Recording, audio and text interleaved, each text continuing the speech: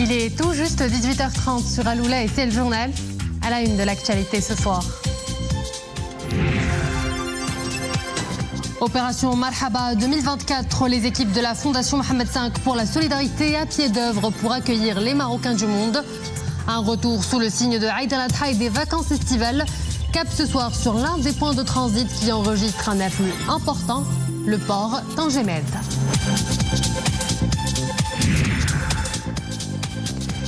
Ce 8 juin, le monde célèbre la journée des océans. L'occasion de braquer les projecteurs sur l'urgence de la sensibilisation des plus jeunes à la protection de ce vaste écosystème marin. Plusieurs activités sont lancées par la Fondation Mohamed VI pour la protection de l'environnement, notamment des journées de découverte pédagogique pour les plus jeunes. Semaine internationale des archives, une composante essentielle de l'histoire et de la mémoire des nations. À cette occasion, l'institution Archives du Maroc a rendu hommage à des documentaristes et des donateurs d'archives privées.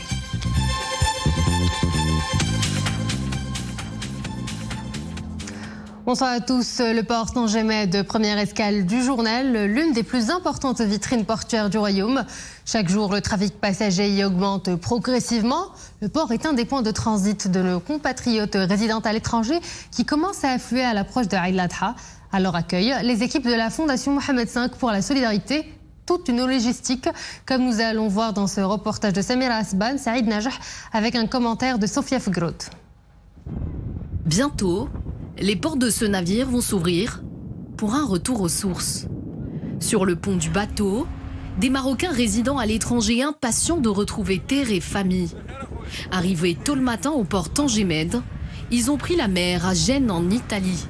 Le bateau transporte plus de 500 véhicules et 1 millier de Marocains du monde. À leur arrivée, ils sont accueillis par les agents de la Fondation Mohamed V pour la solidarité, mobilisés dans le cadre de l'opération Marhaba 2024.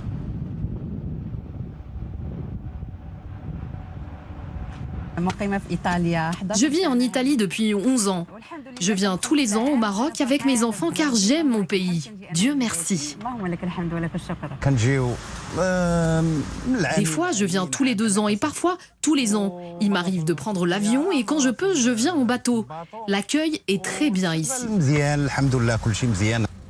Au total, la Fondation Mohamed V pour la solidarité mobilise 1400 personnes. Des cadres, des assistantes sociales, des médecins, du personnel paramédical et des volontaires. Leur mission, s'assurer que la traversée et l'accueil des Marocains du monde se déroulent dans les meilleures conditions. Je suis content de venir au Maroc, je l'aime. Nous sommes heureux de retrouver le Maroc, j'ai hâte de rentrer à la maison. Mais déjà, dès que j'arrive ici, je me sens comme à la maison. L'opération Marhaba se déroule toujours bien, nous sommes bien traités, les agents de la Fondation sont souriants. Au Maroc, mais aussi au niveau des points de transit à l'étranger, la Fondation est présente à travers ses 24 sites d'accueil Marhaba. On y fournit des services d'assistance sociale et de prise en charge médicale. La Fondation a eu plusieurs rencontres de coordination avec différentes parties prenantes au Maroc. Nous avons aussi étroitement collaboré avec les autorités espagnoles en vue de leur participation cette année à l'opération. Des traits détendus et des sourires qui ne se dessinent que chez soi. L'été dernier, plus de 3 126 000 Marocains du monde ont retrouvé leur terre d'origine. Cette année, la Fondation Mohamed V pour la solidarité s'attend à un afflux tout aussi exceptionnel. Nous célébrons aujourd'hui, 8 juin, la journée mondiale des océans. À cette occasion, la Fondation Mohamed VI pour la protection de l'environnement, présidée par son Altesse Royale la Princesse Lalla Hasna, a initié une série d'activités dédiées à la sensibilisation, notamment chez les plus jeunes, à l'urgente nécessité de redoubler d'efforts pour la protection des océans. Ferdaus Al-Harach et Sofia Fgrot.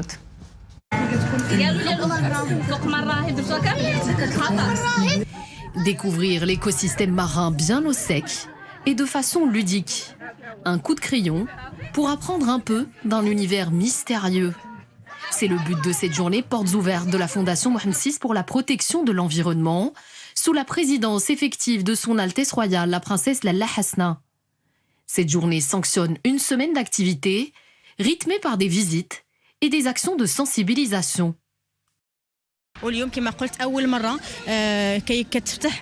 Aujourd'hui, pour la première fois, la Fondation ouvre ses portes au grand public. Pour l'instant, nous avons accueilli plus de 200 visiteurs. Des enfants, des parents, des associations, des centres pour l'enfance. Ils célèbrent avec nous la Journée mondiale de l'océan. Plus de 15 associations prennent part à ces festivités. L'occasion aussi d'annoncer le lancement le 15 de ce mois de l'opération Bhar Bla Plastique. Traduisez, place sans plastique, et qui se poursuivra jusqu'au 15 septembre. J'ai beaucoup appris aujourd'hui. Il est important de préserver l'océan et de contribuer à son développement. Il faut aussi sensibiliser les jeunes générations à protéger l'océan. Les océans, ce vaste écosystème aquatique qui couvre 70% de la surface de la Terre. Ils jouent un rôle majeur dans la préservation de la vie humaine et de la biosphère en général.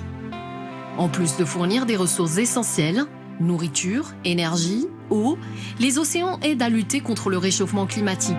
Ils absorbent environ un quart du dioxyde de carbone émis chaque année dans le monde. Autant de raisons de préserver ce fragile espace qui n'a pas fini de révéler tous ses secrets.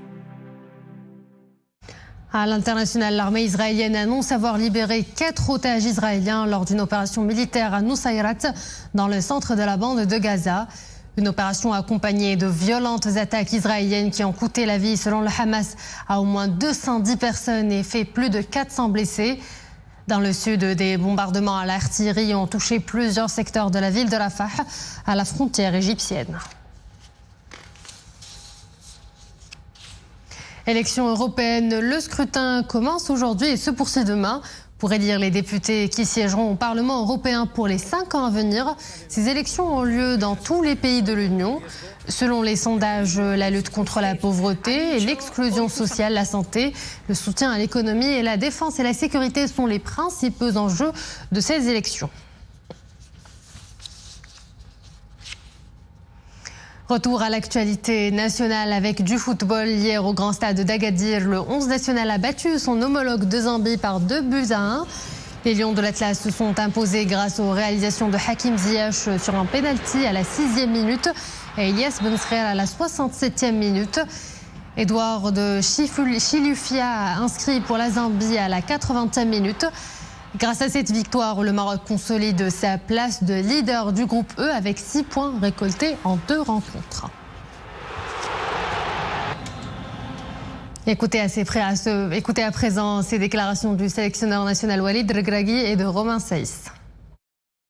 Un match mitigé sur la fin. Une première mi-temps, pareil, un peu mitigé. On a bien commencé le match, marqué rapidement. Ensuite, on s'est créé quelques situations. Après, on a ralenti un peu le jeu. Khalena Omchoui et Tiro. Salina Bouahed 0 la mi-temps, on a contrôlé. Deuxième mi-temps, c'était un peu mieux. Trolna, on a eu beaucoup plus de rythme. Marqué Natiani. Les changements, on a باش نبقاو في المستوى والريتم ديالنا. غير اللي يقدر يقلقني اليوم هي لو بوت اللي ماركو علينا في لي 10 dernières minutes اللي ما خلاناش نرتاحوا on est resté à portée de fusil ديال الفرقه اللي كانت تقدر تماركي في un coup de pied arrêté ولا في une erreur défensive. بالحق واخا هيدا on a contrôlé la fin de match باش نديو لي 3 بوين وباش نوجدوا على الماتش ديال 3. مي برافو للدراري باسكو سي دي ماتش اللي ماشي ساهلين في شهر 6. Un peu de fatigue, mais l'idée globale ديال الدراري ما تلقوش وداروا الخدمه هي اللي مهمه. On a bien commencé le match, on a mis beaucoup d'intensité, on est récompensé par le but. Voilà, après on a continué à pousser. Aujourd'hui on a pris quand même des risques, on a essayé de jouer plus haut, mettre plus de pressing, quitte à rester derrière en 1 contre 1, donc on s'est créé beaucoup d'occasions. Ça reste un match convaincant parce qu'on prend 3 points et voilà, on reste en tête, donc c'est bien. Cette semaine, les archives se fêtent dans le monde entier. À l'occasion de la Semaine internationale des archives, le Maroc se joint à ces célébrations par une série d'événements, dont celui que nous allons découvrir en compagnie de Mohamed Nasseri et notre journaliste stagiaire Fatine Fatini.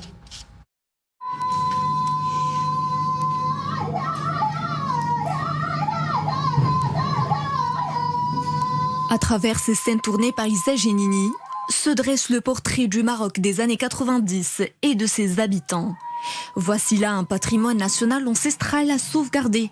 Pour cela, la documentariste a remis aux archives du Maroc toute une collection de ses films documentaires produits sous le label Le Maroc, corps et âme. Pour ce qui concerne l'enracinement, la proximité, la capillarité que nous, Marocains, on a su construire entre islam et judaïsme, entre judaïsme et islam, elle en a fait des œuvres magnifiques, des documentaires. Et aujourd'hui, elle a tout donné aux archives nationales. Et ça nous réconforte à tous parce qu'on sait que les générations montantes vont pouvoir prendre connaissance et se réapproprier cet héritage. Dans mes travaux cinématographiques, je me suis intéressée au patrimoine culturel marocain. Ainsi, mes films documentaires ont porté notamment sur le répertoire de la Haïta et du Malhoun. Aujourd'hui, je suis ravie de voir toutes ces réalisations conservées en tant que patrimoine national qui pourraient bien servir prochainement aux chercheurs intéressés par le Maroc et sa culture. Les traditions. Outre les documentaires d'Issa Genini, l'Institution des archives du Maroc a également reçu, de la part de la famille de Mohamed Ben Abdallah Znebar, près de 3000 documentaires d'archives privées originales qui remontent au 19e et 20e siècle. Des dons d'archives précieux pour le royaume qui ont valu aux donateurs une consécration bien méritée. Nous avons eu le plaisir de rendre hommage à certains donateurs d'archives privées. Il s'agit notamment d'Issa Genini qui nous a offert ses documentaires numérisés ainsi que bon nombre d'archives retraçant son éminent parcours professionnel. Comme nous avons également remis un trophée aux familles Ben Saïd et Znebar. Cette commémoration se veut une occasion en or pour rappeler le rôle des archives privées dans la sauvegarde de l'histoire et de l'identité d'un royaume, plusieurs fois millénaire. Et nous refermons ce journal en beauté avec un événement classé patrimoine immatériel de l'humanité et qui se tient chez nous en plus précisément à Sfro. Je vous parle du Festival des Cerises qui, tenez-vous bien, en est à sa 100e édition. Cette année, les Sfraouis ont pu y découvrir un espace d'exposition avec notamment un salon régional de l'édition et du livre et un salon de la production et de la transformation des cerises. Et le point d'orgue, l'élection de Miss Cerisette.